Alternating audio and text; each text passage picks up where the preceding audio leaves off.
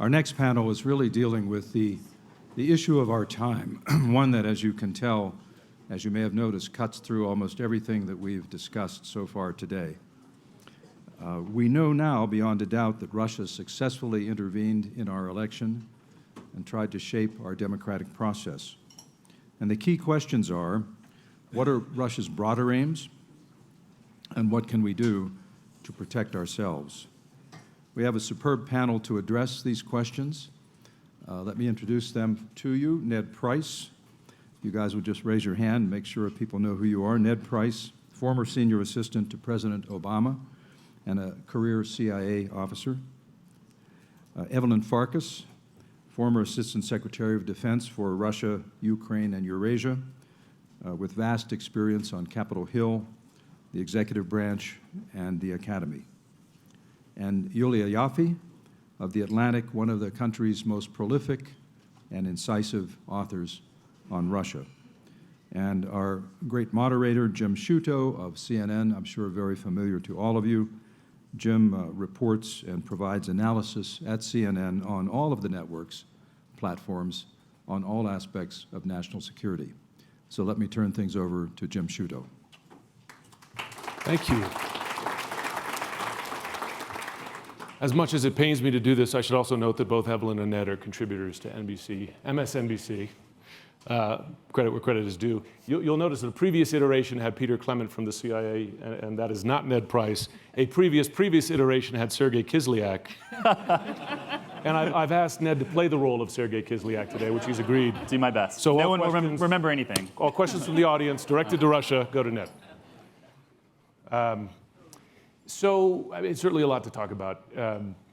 One thing that strikes me just since I've arrived 24 hours ago at this conference is hearing current administration officials asked how they rectify the official government and intelligence agencies' position on Russian interference in the election, rectify that with the president's public comments, if not to the contrary, often expressing doubts that his own most senior advisors do not have.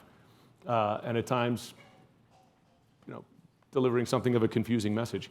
I want to ask Julia, because you know Russia very well, how does Russia read that counterpoint, that dissonance between what the president says about it in public, and we don't know what truly he said in private to Putin, and then what the agencies and his senior advisors say about Russian interference?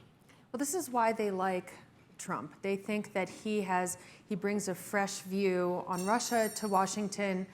And as one person close to the Russian foreign minister told me, right now Trump is Gulliver tied down by the Lilliputians. He's trying to establish better relations with the Russians, but the Washington establishment, the national security foreign policy establishments in Washington that hate Russia, in the Russians' view, and I think that's pretty accurate, are not giving him room to maneuver.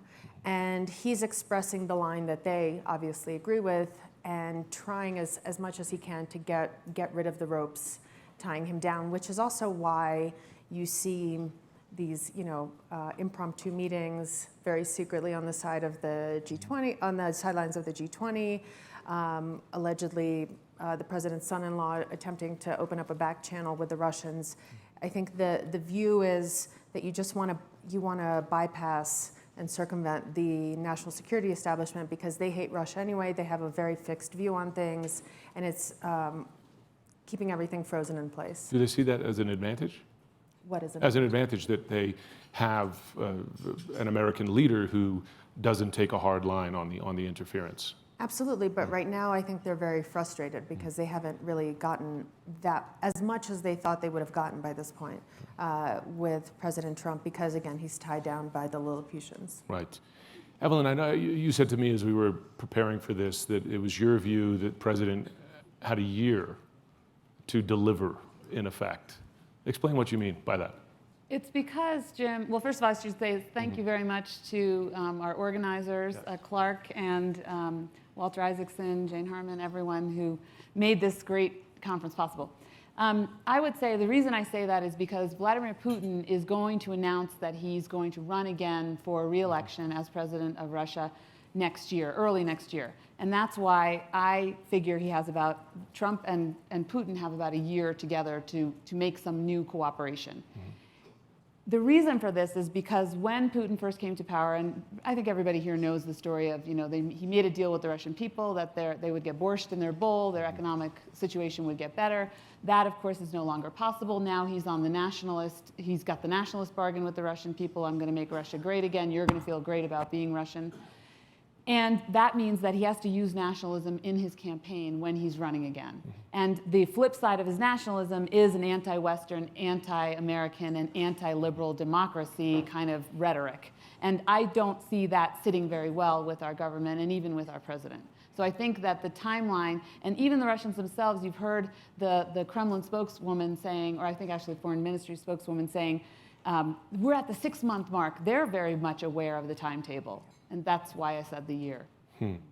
So what would be in that category? What would be considered wins from, if, for instance, the removing of sanctions is too high a bar, what would Russia consider a win in terms of we're getting payoff? Well, what the Russians want, I'll start with that globally. I mean, they would like freedom of action. They would like to go back to a 19th century sphere of influence, certainly in Eastern Europe and in Central Asia, the former Soviet space. But they also would like it in Syria and other places. So I think the first place where we see the maximum likelihood for some kind of deal between the United States and Russia that would be a cooperative deal would be in Syria. I don't know what that is, but we see signs, if indeed it's true that now we've removed our funding from the CIA-backed forces in Syria, that certainly would be a concession to Russia, which would lead Russia to be even more stronger at the negotiating table, because ultimately this will all be solved, this being the Syrian civil war, will be solved at a table, at a negotiating table. Can I just jump in here?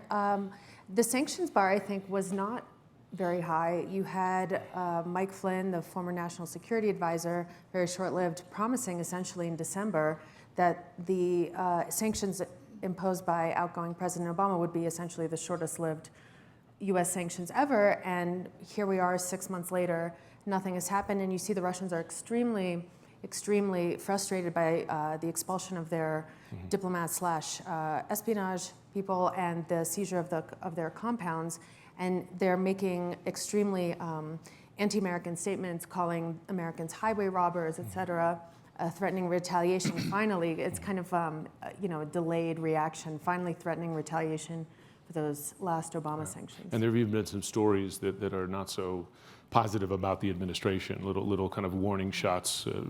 If I could just add on to that, I mean, we can all argue about whether the election of Donald Trump was actually a win for Vladimir Putin. I mean, there's clearly a case to be made that it was, given President Trump's pro-Russia stance from the outset. But there's a countervailing case that maybe it wasn't. Obviously, President Trump faces a lot of political pressure, and everything he does vis-a-vis Russia is now under a microscope. But I think in another way, Putin has already endured possibly the greatest win he could have ever imagined. The fact that there is a panel here that we are talking about Vladimir Putin as a master strategist or master tactician, and obviously this is not a singular experience, this has been repeated over and over at Aspen and other prominent forums. What Vladimir Putin wanted, just about as much as anything else, if not more, was to be on par with the United States. He was infuriated when President Obama called Russia a regional power. He wanted to be the superpower. He wanted to be what the Soviet Union was in its glory days. And in a way, he has put himself on par with President Trump, who spent nearly 4 hours with him at the G20. I want to get to the sort of strategic win versus tactical win for him, because I know there's some debate about that. But before we get there, I remember I was sitting on the same stage this time last year with Director Clapper, 2.5 some odd months before the IC officially named Russia, but he was all but naming Russia as being responsible. And he said at the time, and again before the IC had assessed that they believe Russia actually intended not just to disrupt, but to aid Trump over Clinton, he said that a lot of the driving force was just embarrass U.S. democracy, embarrass the U.S. political process. So if we're asking this question, did Russia win? Is this a victory for them? On that point, would you say, and I'll leave this to whoever wants to pipe in first, that in itself, I mean, just the back and forth and the questions and the doubting of the intelligence community and the fake news, et cetera, can you say on that goal at least, Putin already won? I think that when we talk about Russia having a singular goal or a singular way of achieving that goal, we're mischaracterizing Russia. I think the Russians start with a maximalist position, and then, if they get some of it, they're okay with that. I think there were many goals in what they did in 2016. One was to make us look foolish. One was to discredit democracy, in part because of for domestic reasons and for the situation in the so-called near abroad, the former Soviet states, and in Eastern Europe, right? You had, after 1991, after the end of the Cold War, the global consensus was that liberal democracy is better and it works, and the Russian, the Soviet way of doing things doesn't work, and it's immoral and it's bad. And you had all these, you had Russians and you had former Soviet republics and Eastern European people striving to change their societies into some modicum of this liberal democratic order. Now he's showing, look at the liberal democratic order. It's not so hot, is it? And maybe our way of doing things is a bit better. Maybe you don't have as much freedom, but things are more stable. You don't have to worry so much about what comes tomorrow. So that's one motive. Then there's Hillary Clinton, that there's definitely no love lost there. I just don't think there's a singular motive and a singular like, this is what we're doing, A, B, C, D. But I do think clearly we are fighting with one another. Our democracy does look weaker at the moment. And I think our president is treating, Putin again as not even as an equal, almost as if Russia's a stronger country than the United States. It's baffling. I'm sure if you polled Americans, they would think that Russia's like the #2 economy rather than #9 by GDP. So I think that's a win for them that maybe they didn't even foresee. The other thing is the language of relativism, the we also kill people kind of line that Trump uses, that he's adopted a lot of this Kremlin tactics and the language that they use domestically in the United States. And that's very dangerous, because all you need to do is look at what's happened to truth in Russia and, very much wish that doesn't happen here. Yeah, fake news and the very existence of facts. Inconvenient information is deemed questionable. And early on, I have to say, it wasn't, Ned and I were talking about this the other day, it wasn't just to raise up Trump and hurt Hillary. It was also, for example, Russian media. I was in Russia last spring, and if you watched Russian state TV, it was also all about Bernie Sanders and how great Bernie Sanders was, and how terrible the other Republicans were. So it was Trump and Sanders. It was like the two outsiders that they were really gunning for. And they also had Jill, I forget her last Jill name Stein. already, Jill at the Stein. RT dinner. Yeah. In some ways, though, I would make the point that it's almost difficult to disaggregate the effects and implications of the Russian active measures from what we saw during the course of the 2016 campaign.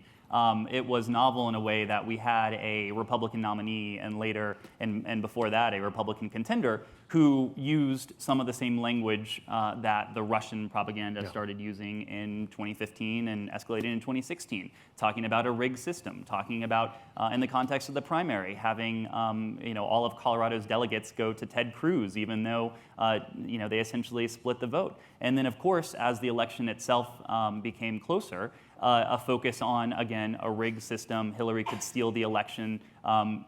Then Republican nominee Trump may not honor the election result. So obviously the Russian active measures had an effect, but I think even in their absence, the Russians would have been gleeful at what they saw as perhaps an unwitting accomplice, we hope an unwitting accomplice, in the form of Donald Trump, in some ways doing the same work they sought to do. Yeah, it's been interesting to me, the on point. You will hear from Russia and sometimes folks, not just in the alt-right world, but in Trump world, and then WikiLeaks, which we know, at least the IC has deemed to be the intentional cutout for the release of these stolen documents and materials. Almost the same language you will hear criticizing whoever the opponent or target is of the day. I mean, even with regards to CNN. I mean, WikiLeaks will tweet something about CNN that is almost identical to what you're hearing coming from the White House, even phraseology, and same. Some of the Russian embassy's very active Twitter accounts in the UK or the US will parrot language that you hear. So what you talked about, it wasn't just during the campaign, it's today that you have a common message. Yeah, Well, go ahead. No, I was just going to say, because I love to make this point, because it drives me crazy when former Director Comey says the Russians are coming back. to your point, they never left. Right. I mean, they're still here. They still have all that information. They're in our cyber and in our information sphere. And it's broader, I think, than just WikiLeaks and the overt or semi-overt organs of the Russian government. I think one thing that we've noticed even after the election, you take what the sort of trending story in alt-right, so-called alt-right circles in this country after the April 4th chemical attack in Syria, and the hashtag Syria hoax started in Russia and with pro-Bashar al-Assad news site, and somehow made its way to the United States and started trending in some of the same circles that now are collectively known as the alt-right. And I think the sort of linkage between the two is not something I'm sure we fully understand, how something jumps across the Atlantic like that and tends to land with the same group of people after originating in pro-Russia circles. You're delicately wading into a topic there, which is the question of whatever you want to call it, collusion, cooperation, whether witting or unwitting. Obviously a weighted question. Based on what you've seen, particularly in the last week, where is you're a former CIA officer, you had to make a judgment to your boss, write him a report saying, based on what I've seen, is there a case to be made here? Where do you stand on that? Well, frankly, I was surprised that there would be, explicit documentary evidence pointing to what could be, collusion or conspiracy. Obviously, there's a lot that we don't know about where that meeting went, if it died on the vine there, if there were subsequent conversations. But I would make a point that a former colleague of mine has made in speaking about collusion in plain sight, which I think is something that we often overlook in this context. Yes, there could be covert collusion that Bob Mueller and his team are looking at, but let's talk about what we know. Roger Stone talked openly about speaking with officials from WikiLeaks and knew somehow in advance that, as he put it, John Podesta's time in the barrel would soon be here. But I think more alarmingly, you had the Republican nominee in the final month of the campaign alone, 164 times, cite WikiLeaks, rave about WikiLeaks. I love WikiLeaks. He talked about Hillary's missing emails. He most explicitly said, Russia, if you're listening, I hope you can find them. So there's this covert collusion, which is, again, I think the jury is still out. But I think we also have to factor in overt collusion. And I'm not a lawyer, but my understanding of the law is that conspiracy need not be hidden from the public in order to be a crime. And so I think we need to look at this holistically when we talk about what may have gone on in the 2016 election. Looks like you wanted to... No, I would agree with that, I actually. I'm nodding in agreement. What about the argument, though, that, listen, I mean, there's collusion, and then there's, well, you could say maybe shared interests, right? They could have a more innocent, I mean, not a friendly interpretation, right? How do you respond to that? Well, so just quickly, I would say it's certainly possible, but I think what makes that less likely is what we know had transpired behind closed doors, from Roger Stone to the early June meeting, and then of course what we don't know. So if it were just the overt, extolling of WikiLeaks, that would be one thing. But I think when you marry these two together, it paints a much more sinister picture.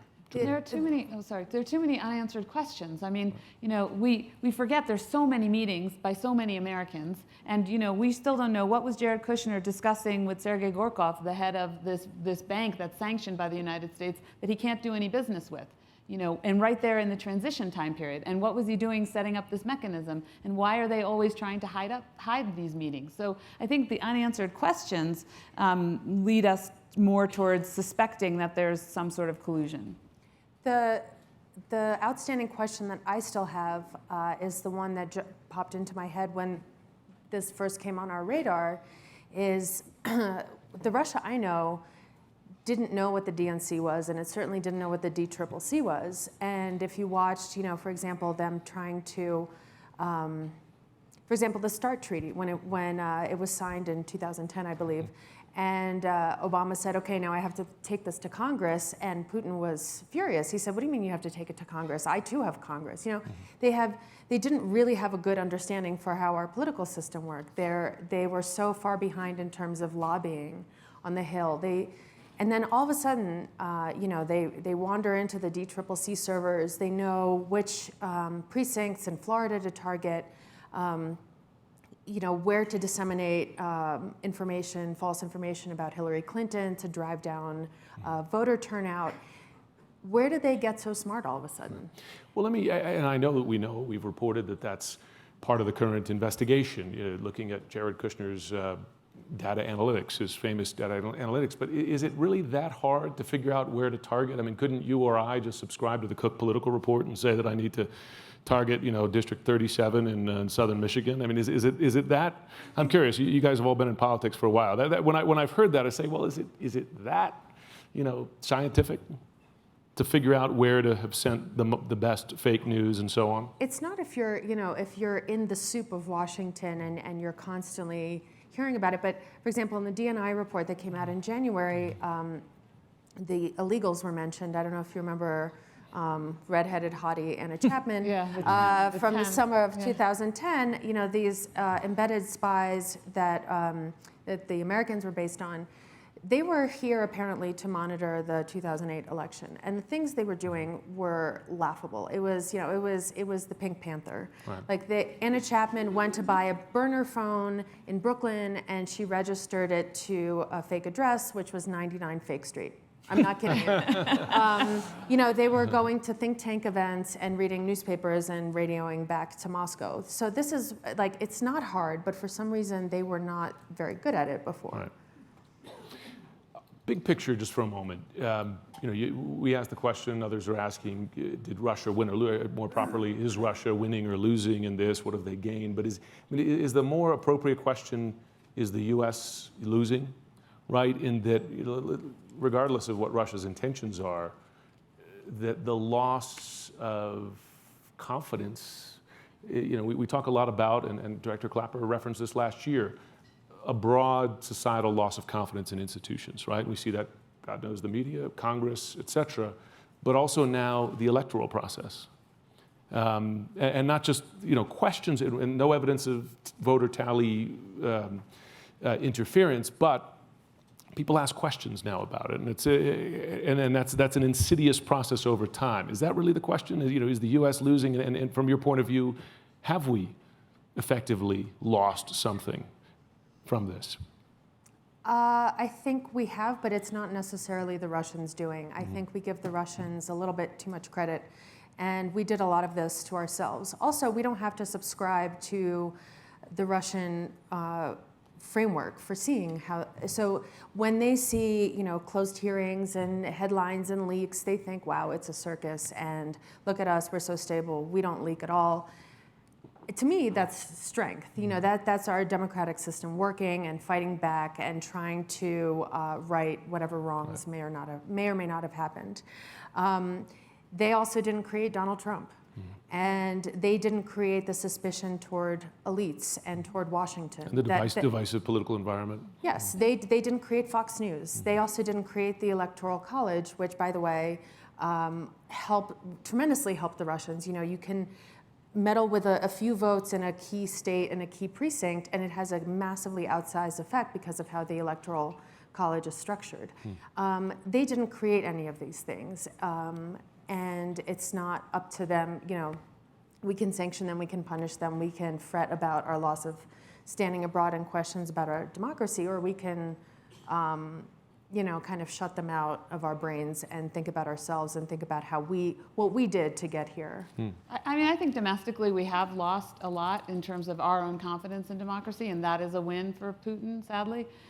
But I think internationally, the harm that we've inflicted upon ourselves has been because of, frankly speaking, who we have in the White House running our foreign policy, because our foreign policy is something that has alarmed, put off, enraged various allies and partners around the world. And so whether it's withdrawing or taking some action that they don't agree with, it's been counterproductive in as much as we've, again, lost friends, lost allies, lost standing. And Putin didn't do that. Putin isn't, making Right. Trump cozy up to Sisi or Duterte and snub Merkel. Right.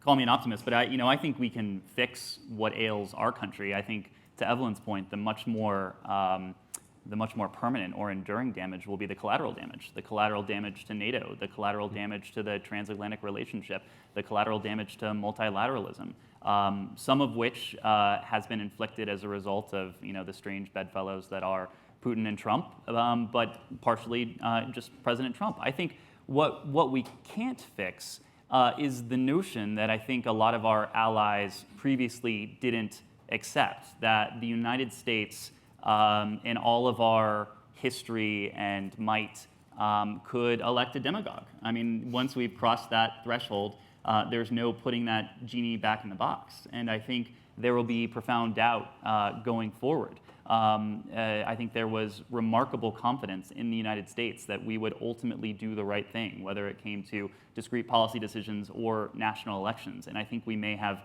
lost that latter category, even if we can address sort of the institutional challenges that we've faced more recently. But I would one-up him on the optimism because I do think ultimately, I really firmly believe, I'm the child of Hungarian refugees who came to this country for democracy, for economic opportunity. And so I believe that our institutions will prevail, our judiciary, the fourth estate, the media. What you guys are doing is really important. So it will take some time, and we're in a rut right now in terms of our international standing as far as being the standard for liberal democracy, but I think we can regain that. It just will take time.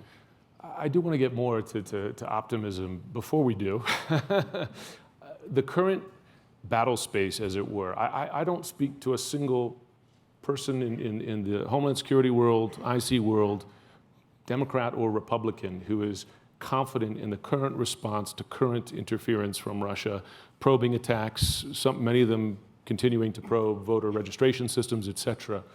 And we're hearing, and Secretary Kelly rather said this yesterday, that states are resisting, in fact, federal help. Understandably so, there's a political reason for it, but it's kind of like no one's really doing anything, right? I mean, they're talking about it, but no one's doing anything about it. Maybe I'll start with you, Julia, because you know Russia. They did not mess with voter tallies in 2016. Do you think that's a step that they take in 2018 or 2020? Because you wouldn't, again, you don't have to do it. What do we have? 40,000 voting districts in the country. You don't have to do it in 40,000. You could do it in 50 or 10. Well, that's what I'm saying is that you don't even need to. First of all, I don't know. It's also kind of, are we 100% sure that they didn't do anything? Yeah, right. And second of all, you don't need to mess with the tallies if you're doing other things. And if you're, I was in September, I was in Kent, Ohio, and a Bernie voter, then Jill Stein voter, was telling me about a story she saw about Hillary Clinton having Parkinson's, but for some reason having no tremors. And how did she do that? And by the way, she saw that on Russia Today. And is that any different than NPR, which also gets government funding? So, you don't, like you said, you don't need to mess with every single precinct. You don't even need to mess with a single precinct. You can turn off voters in a key district in Ohio. And because of the Electoral College, that can have a massively disproportionate effect. Did you, in your job, and I know you left in 2015, but Ned, I'll ask you the same question. As we have said before this, and you've referenced earlier in the chat now, it's not the first time a foreign power has interfered in different ways, right? China in 2008, so on. But the difference here is the weaponization of the information. But in the past, have you seen China or Russia or North Korea or Iran, that the key cyber players lay the groundwork for voter interference? I don't know, blow up some registration lists so people, when they show up, they're not there. Have you seen evidence of that? So my job was in the Department of Defense, so I would not have necessarily come across that unless it was in some bigger, more comprehensive report. But I think the point that I would like to make is that the Russian government is opportunistic. Putin is opportunistic, and he's a risk taker. So to answer your question about do you think that Putin would actually go further and get into the roles? Yes, if he sees the opportunity and he sees that that there will be no price to pay, that we're not standing up to him. then he will. Then he might. I shouldn't say he will. I don't know for sure. But he would assess the risk as being relatively low and the gain being as relatively high. And this is across the board. It's not just in the cyber realm. You know, in the Department of Defense, since actually 2012, I mean, we've been talking, at least among ourselves in the government, about deterring Russia. Because if you don't stand up to this Kremlin, then they won't stop. I mean, the first, invasion and occupation of one of their neighboring countries happened in 2008. And they're likely to, they repeated it, of course, we know, in Ukraine, in 2 different parts of eastern Ukraine, and illegally annexed, illegally changed the borders by force, by military force, first time since World War II. And there's a whole litany of other things. I have like 12 things on a list in my pocket that I could read to you. But the reason that they kept doing these things, and to this day, they're still moving the border in Georgia, and again, I can make another list of 12 things they've done since Trump came into office. They don't stop because the price is not high enough. So we have to deter them in the cyber realm, in the conventional military realm, in the asymmetric military, unconventional realm, in the information space. And some of it will involve the private sector. Some of it will involve increasing transparency and tightening up our laws, setting up task forces for electoral reform and vigilance in DHS and other places, task force on Russia to look at the dark side interfacing with the white side, if you will, in the financial world, in the cyber criminal world. So that's a long answer but to your you question. can, to that point, you can argue that the previous administration did not get the make them pay for it balance right either.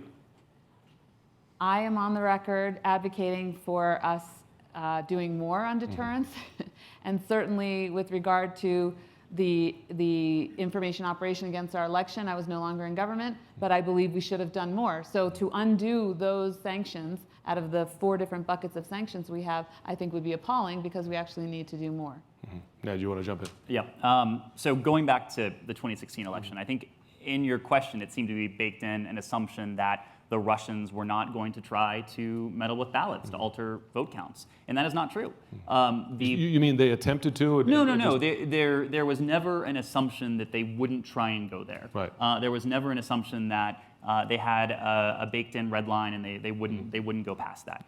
And so I think that's important to understand the response that the Obama administration undertook, understanding that the paramount objective was to ensure the integrity of the vote itself. And that is why there were a series of both public and private warnings to the Russians, starting on August 4th with Director Brennan to his colleague Bortnikov in Moscow, that culminated in October 31st, when we sent the final message via a long-standing nuclear channel warning the Russians not to do this. Accompanying that was concerted work with the states, 48 of which ultimately worked with DHS to protect their systems. But so it was not a given that we would not be there in 2016. And so I think it cannot be a given that the Russians won't try and go there in 2018 or 2020.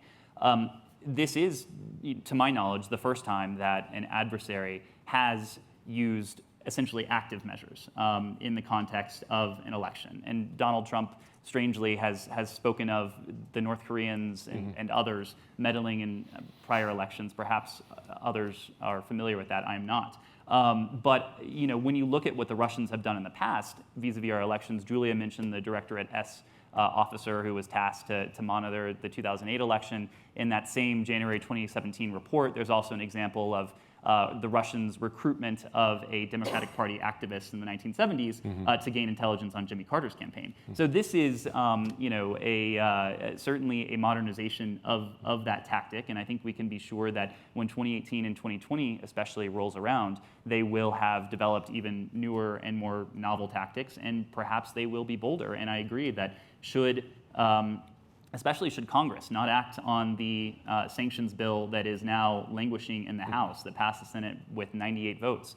I think that will send a very strong message to Vladimir Putin, especially coupled with the perhaps tepid message he may have received from Donald Trump at the G20 that the green light is on. I want to go to audience questions, but I just want to ask one more big picture question. There are a lot of very serious people, some who were at this conference, who are serious about fighting off the next attack from whatever country it comes from, Russia, et cetera. At the same time, as I mentioned when I started, you have a a commander-in-chief who, at least in public, doesn't express any sort of great urgency about it or even conviction that it was Russia who did it. And I just was going to recount that a diplomat from a country that I won't name described a conversation between his head of state from a country I won't name with the president, where the president, in that conversation, disagreed with his or dismissed what his Secretary of State said. He said, well, Secretary Tillerson says that, but I'm the president, on a major national security issue, not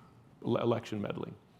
How can, our partners, but also domestic agencies responsible for this, or states, or even lawmakers, take the effort seriously if the commander-in-chief, or pursue it seriously if the commander-in-chief is not behind it? That's a huge flaw, and again, as Julia said, not to be put at the door of Vladimir Putin. Unfortunately, this is the way our president manages, because he should put people in place who agree with him, or at least are going to agree with him once he makes the decision. In this case, of course, for people like me, I'm quite happy to see reasonable people who agree with my overall perspective on Russia in cabinet positions across our government, pushing back, trying to educate our president, and trying to at least do no harm and perhaps defend us better. I would imagine they want to defend us better, but I think the president can be an obstacle in this, and I think that puts us in a dangerous situation. Mm-hmm. Ned or Julia, before we go to the audience? So I would make the point when it comes to states working with the federal government to fortify their systems. A lot has been made of how the Obama administration tried to be bipartisan in its approach to responding to this. And I think the point that has been lost is that we didn't pursue bipartisanship as a virtue in and of itself. Bipartisanship we saw as an avenue to secure states like Georgia and some of the other southern states especially that may have been resistant to working with the federal government on something as sensitive as electoral infrastructure, working with Congress to have a bipartisan statement, Democrats and Republicans coming together, urging states to work with the federal government. And even with that ultimately came around after it was rebuffed by senior members of Congress.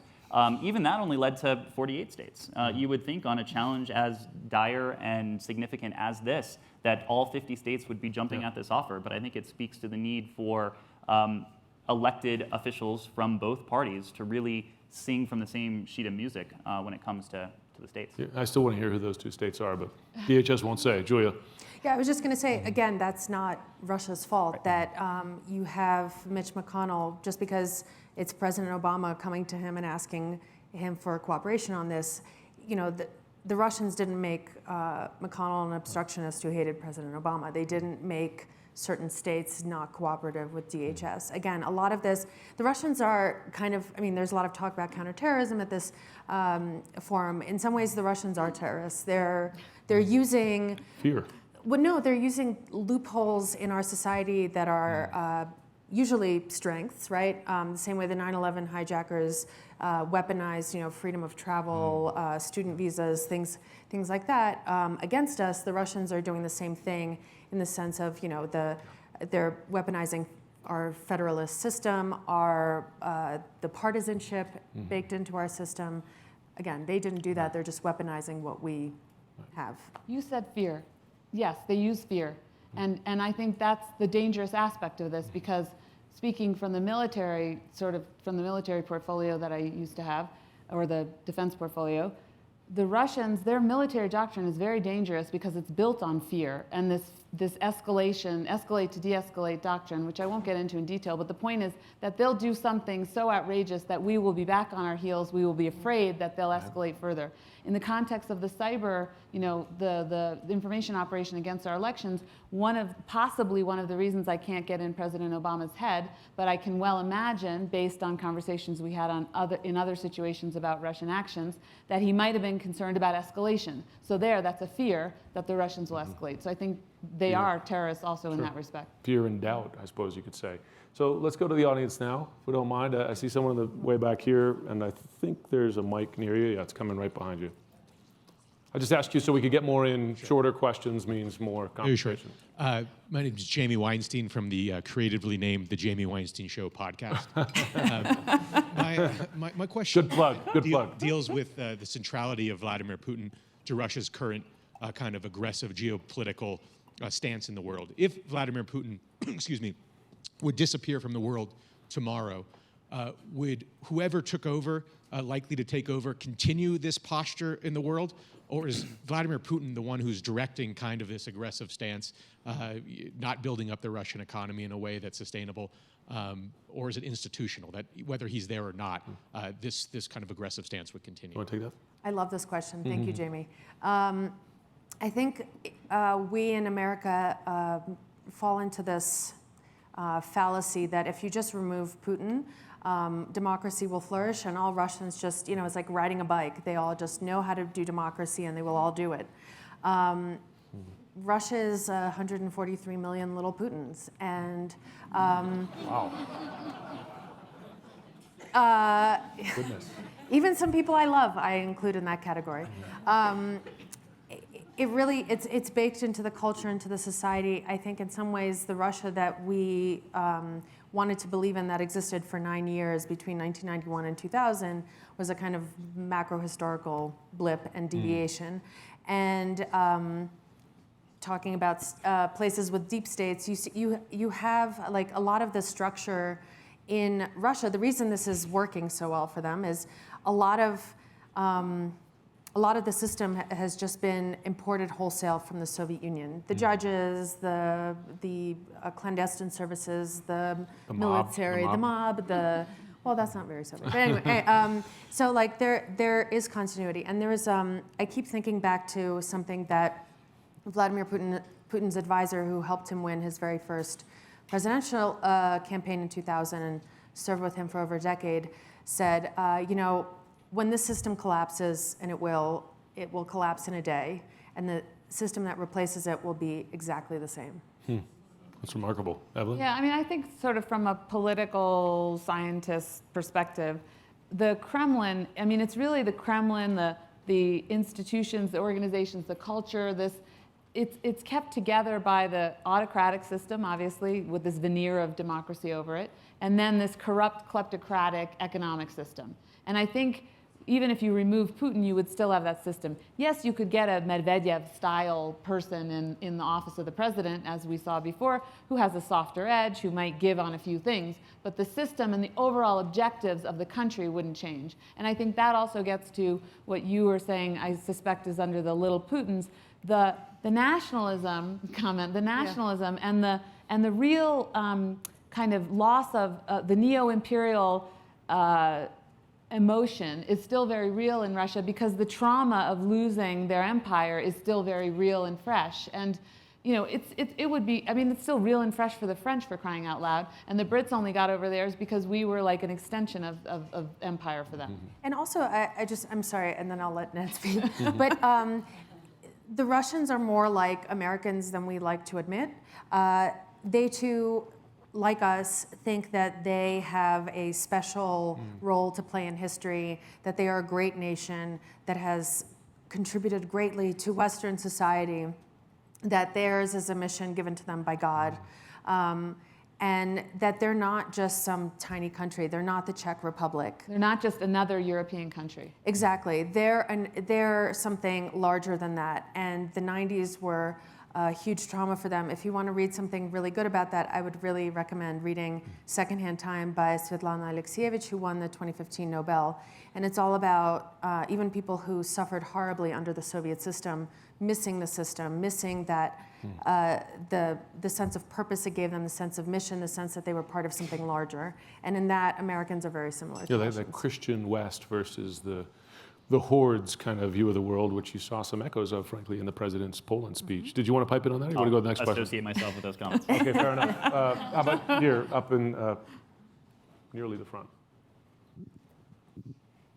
Hi, my name is Drew Danik from the University of Texas at Austin. I'd first like to thank the stage for your service to our country. My question is, we talked a lot about discourse, talked a lot about strife. How, given what the discourse is, given what the strife in our system is, what can we do across the board of our system to show strength to Russia, to combat that? Okay, sorry, but it's your turn to talk. Well, look, I think one of the most important elements of this, especially as we look forward to 2018 and 2020, is developing antibodies that will help Americans and will be there as we see this come back towards us. I mean, again, the optimist in me hopes that this was a one-time thing and Putin, spent all of his ammunition on 2016, because part of me wants to believe that it can never have the same effects, because Americans are now much more familiar with what a foreign government's covert influence campaign looks like. It's been the topic of conversation since the summer, essentially, and given this administration's foreign policy, I suspect it won't be going away. So I think part of the response will be essentially baked into our psyches. I hope. Perhaps that's optimistic, but. Can you But the argue only that we're thing- seeing that? I'm just, not to get too Pollyanna-ish here, but listen, you're only 6 months in, but a very divisive time. You have courts making difficult decisions, and sometimes not always in the same vein, but you have a judicial system that's operating independently. You have a attorney general who recused himself, right, which the president clearly didn't like based on his interview yesterday. You have, if I can mention, media not being cowed by the threats from on high. Do you see some optimism in that, Evelyn or Julia? Yes, but I would add to that. I think the most important thing, if I could pick one word, and it used to be deterrence, but now it's transparency. Because what I've seen is we have to fight against corruption in our country, in our electoral process. And that starts from everything from NGOs. I also have an NGO affiliation. The media writ large, where there is money, we need to know where it's coming from. We need to shed light on it. We need to outlaw things that we consider inappropriate foreign interference. We need to make people write down on paper who they're, if they're lobbying the U.S. government on behalf of a foreign government. We need to tighten our laws. We need to enforce them. And basically it just comes down to transparency, getting rid of corruption. And we need to not get exhausted, and I'm probably just talking to myself up here. Watching all this is exhausting, because every day, just watching the news is exhausting. Forget reporting it or commenting on it. This drip of crazy news stories coming out of Washington about the Russia story, about what this administration is doing. I think if I'm sick of it and I'm exhausted by it, I can't imagine that people in Tuscaloosa are thrilled to be getting the next New York Times push alert. So I think being vigilant against that, against indifference and exhaustion. And Jim, Evelyn mentioned it, I just want to go back to it, and you're more expert on this than I am, but the role of the media, and I think the media's behavior going forward will also, I think has evolved, and I think and hope that evolution will show through. But you look at what happened in 2016, the most vivid example of which was on October 7th, when the US government formally attributed the meddling to the senior-most levels of the Russian government at 3:30 p.m. And then at 4 p.m., you have an Access Hollywood tape that comes out via the Washington Post. And then at 5 p.m. or later that afternoon, whatever it was, you have John Podesta's emails start to trickle out. And I think what we observed, certainly what I observed, is that there was a lot of attention paid to that statement during the 30-minute period from 3:30 to 4 p.m. But then it all went away, and from October 7th until November 8th, there was a media frenzy on John Podesta's emails, focused on the substance and the content, but not the origins. Right. But to be fair, that day I actually happened to be having dinner with a Clinton campaign staffer, and all he could talk about was the Access Hollywood tape. And the Clinton campaign really emphasized not the October 7th statement, but the Access Hollywood tape. But it wasn't just a statement. It was, this term is loaded, but the collusion on the part of certain elements in the media and Guccifer 2.0, the Russian cyber persona, who would send scoops to individual reporters and say, hey, you should take a look at this. And then lo and behold, major media outlets would write on the scoops provided by this Russian intelligence officer. Persona. Collusion. Use the word collusion there. but Let's use the word collusion. The media colluded with Russia. Cooperation, collusion, whatever you want to call it. I mean, it's certainly working with, I imagine, all of the journalists were unwitting at the time. Hopefully that's the case. But it was still certainly cooperation, collaboration, call it collusion. But that implies active or not witting. That implies, not unwitting, rather. That implies witting collusion. I think Witting cooperation. At a certain point, you had to have blinders and earmuffs on not to know that Guccifer 2.0 was a Russian intelligence official. And I just want to say, I mean, in defense of the Clinton campaign, and in full disclosure, I was volunteering to help Hillary Clinton. I was actually upset because I was watching what was happening in the media. I paid close attention to that, but I didn't feel that the Clinton campaign actually fully understood what the Russians were doing, and they didn't take it as seriously. And I wrote a couple op-eds saying, President Obama, please tell America. And part of what I was thinking also was, and please tell the campaigns, because they're not getting it. So I think this gets back to my macro point, or another macro point I make often, and these guys heard me say it earlier, which is that the intelligence community needs to get better at sharing information with the public and with our partners and allies, declassifying things that we need urgently. Because I think part of the problem was that report that came out, I mean, I was asked to comment on it on TV, and a lot of reporters called me and said, this is weird, why is this RT thing attached to it? And there was a lot of scoffing at the report too, which I thought was missing the point, because it's not how the report looks and what was in it. I mean, it's the message, it's what the Russians are trying to do. And so I think the intelligence community needs to do a better job providing more information and declassifying. And I know we have to preserve our sources and methods, but at some point, sometimes maybe you have to actually compromise some kind of source or method if it comes down to saving American democracy. Yeah, there was. I remember the January report, and yeah, it was a little disappointment. You're like, lift the veil a little more. So, but I understand dealing with you guys that a lot of the stuff is very close hold. Just because we're getting close to 5 minutes, I want to try to get. I would love to get 2 more questions in, but where can we go here? In the blue shirt here. And Hi, okay, Charlie actually, Dillon. him first, and then we'll come to you. But if you make it short, no, you got the mic, and then if you make it short, we'll try to get both in. Will do. Charlie Dillon from Duke Law. Jay Tapper interviewed Hillary Clinton during the campaign, and she said that she had been contacted by foreign leaders wanting to endorse her to, quote, stop Trump. Jake did press her a bit as to who they were, but she wouldn't disclose who these foreign leaders were. I'm thinking, number one, should we assume that they shut everything down and didn't try to do anything else to influence the campaign? And would it help if we broaden the discussion about all foreign nations who are trying to influence our campaigns? Or am I completely wrong? Do you see significant evidence of other governments, even friendly ones? So I would start with the proposition that it's natural for governments to have policy preferences.